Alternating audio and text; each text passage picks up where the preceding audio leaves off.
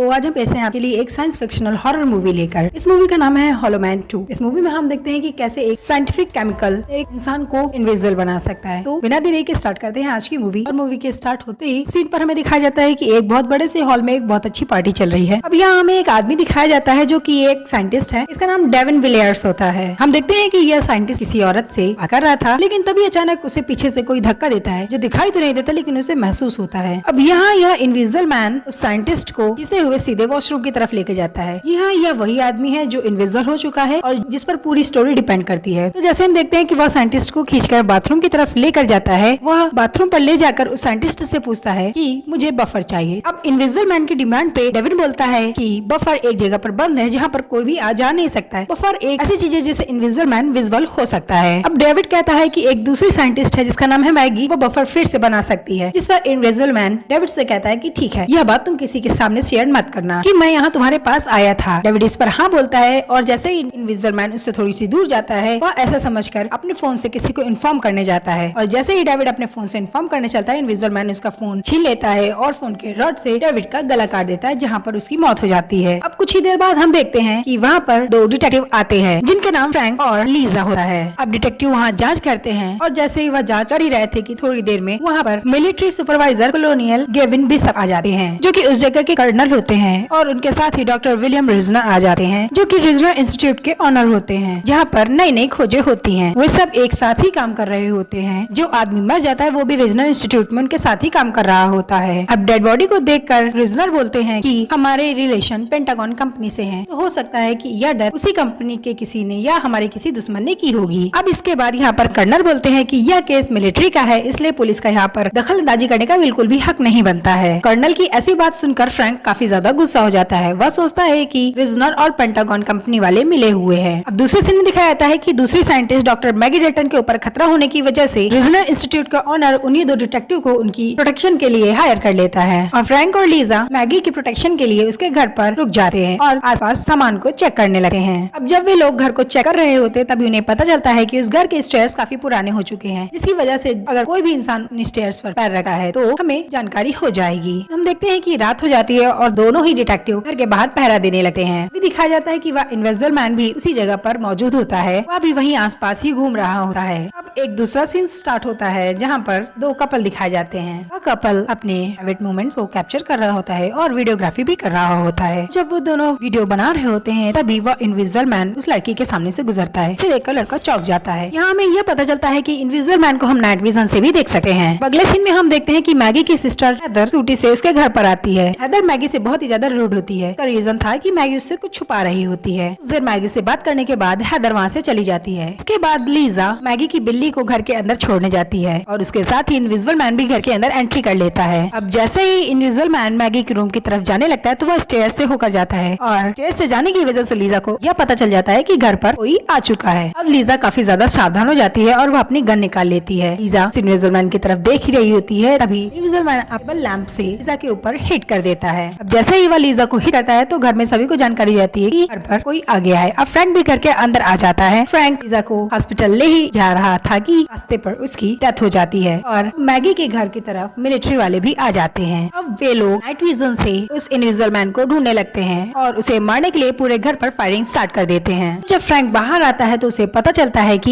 यह सब कर्नल की साजिश थी। उसने एक साजिश की तहत ही डिटेक्टिव फ्रैंक और लीजा को मैगी के घर पर भेजा था, वे लोग इनविजिबल मैन को पकड़ सके। तभी इनविजिबल मैन दो स्टन ग्रेनेड फेंकता है और उस घर से भाग चलता है। उसे मैगी चाहिए थी ताकि वह मैगी से बफर तैयार करा सके। फ्रैंक मैगी को वहाँ से भागने के लिए बोलता है और फ्रैंक और मैगी दोनों इनविजिबल मैन से काफी ज्यादा दूर भाग जाते हैं। फ्रैंक मैगी को लेकर अपने कैप्टन के पास पहुँचता है और कैप्टन को सब बात बताता है, जिस पर कैप्टन उससे कहता है कि उसे मिलिट्री वालों का ऑर्डर मिला है कि वह मैगी को मिलिट्री वालों के पास सेफ्टी के लिए भेज दें। अब जब वे लोग मैगी को अपनी कस्टडी में ले ही रहे होते हैं, अभी फ्रैंक से टॉयलेट के बहाने वहाँ से भगाकर एक चोरी की गई कार से वहाँ से दूर ले जाता है। रास्ते में फ्रैंक मैगी से कहता है कि तुम्हें मुझे सब कुछ बताना पड़ेगा, क्योंकि अगर तुम मुझे सब कुछ नहीं बताओगी तो हम वापस पुलिस के चक्कर में फंस जाएंगे। इस पर मैगी फ्रैंक को हर सब कुछ बताने के लिए एग्री कर जाती है। मैगी बताना शुरू करती है कि 5 साल पहले मॉलिक्यूलर बायोलॉजिस्ट की टीम ने लोगों को अदृश्य बनाने का फॉर्मूला ढूंढ लिया था, लेकिन अचानक रातों रात इस प्रोग्राम को कैंसिल कर दिया गया क्योंकि पहली टीम के 2 लोगों को छोड़कर बाकी सभी लोग मारे गए थे। इसके इजराइल ने 1 साल बाद फिर से उस प्रोग्राम को स्टार्ट कर दिया था और इस प्रोग्राम का नाम रखा गया था साइलेंट नाइट। उन्होंने यह सब इसलिए किया था ताकि वह कंट्री के लिए एक ऐसा ऑफिसर तैयार कर सके जो कि किसी को न दिखाई दे। इसके आगे वह बताती है कि इस केमिकल के कुछ साइड इफेक्ट भी थे, डिसएडवांटेज भी थे, कि सन रेज बॉडी के आर पार हो रही थी। इस वजह से यह बॉडी की सेल्स को खत्म कर देता है। इसकी वजह से आदमी धीरे धीरे मरने लगा है। यह केमिकल एक सोल्जर को दिया गया था जिसका नाम माइकल ग्रिफिन था। मैगी ने एक बफर भी बनाया था जिससे उसे वापस विजुअल किया जा सके और उसे जिंदा रखा जा सके। आगे वो बताती है कि रिजनर ने उसे यह बताया कि यह टेस्ट सक्सेसफुल हुआ और सब कुछ अच्छा जा रहा था, लेकिन जैसे ही उसने उस सोल्जर को बफर दिया तो वह मर गया। लेकिन असलियत यह थी कि उसे बफर नहीं दिया गया था। इसके आगे मैगी बताना बंद कर देती है। तभी फ्रैंक गाड़ी को रोककर कुछ सामान खरीदने बाहर जाता है कि तभी मैगी के फोन पर एक मैसेज आता है। इस आदमी के मैसेज मैगी के पास पहले भी आ चुके थे और इसका नाम लुडलो होता है। यह मैगी से पहले से ही कांटेक्ट में था। अब फ्रैंक अपने कांटेक्ट की वजह से लुडलो का पता लगा लेता है और लुडलो एक सोल्जर होता है। लुडलो को भी सेम वही इनविजिबल होने वाला केमिकल दिया गया था। एक्चुअली में 3 लोगों को यह केमिकल दिया गया था। पहला वाला 8 दिन तक जिंदा रहा, दूसरा लुडलो था और तीसरा ग्रिफिन था जो कि अभी इनविजिबल मैन बना हुआ है। अब लुडलो यह बताता है कि ऑपरेशन साइलेंट नाइट अभी भी नेशनल सिक्योरिटी के लिए नहीं था। उसने यह भी बताया कि ग्रिफिन को कभी भी बफर दिया ही नहीं गया। डिपार्टमेंट ने इसका यूज केवल पॉलिटिकल एनिमीज को मारने के लिए किया था। अब इसी बीच ग्रिफिन जो कि इनविजिबल मैन है वो कर्नल बिशप के ऑफिस में पहुंच जाता है जहां दोनों की काफी ज्यादा लड़ाई हो जाती है। अब ग्रिफिन बिशप को वहां पेन से मार देता है और बिशप के लैपटॉप पर आए हुए लुडलो के मैसेज से उसका पता लगा लेता है और वह भी उन लोगों के पास पहुंच जाता है। वहां पहुंचकर ग्रिफिन फ्रैंक के ऊपर अटैक कर देता है। वह फ्रैंक को मारने ही वाला होता है कि तभी लुडलो इंटरफेयर कर देता है, जिस पर फ्रैंक वहां से भाग निकलता है और ग्रिफिन लुडलो को वहां पर मार देता है। और इसी बीच फ्रैंक और मैगी वहां से फिर से भागकर निकल जाते हैं। ग्रिफिन काफी ज्यादा चालाक होता है, इसलिए वह मैगी की सिस्टर हैदर को पकड़ लेता है। अब ग्रिफिन मैगी को कॉल करता है और उसे बोलता है कि अगर तुम्हें अपनी बहन हैदर की सलामती चाहिए तो चुपचाप से मेरे पास आ जाओ। ग्रिफिन मैगी को एक स्टेशन पर बुलाता है। स्टेशन पर पहुंचकर मैगी अपनी सिस्टर से मिलती है और फ्रैंक पीछे से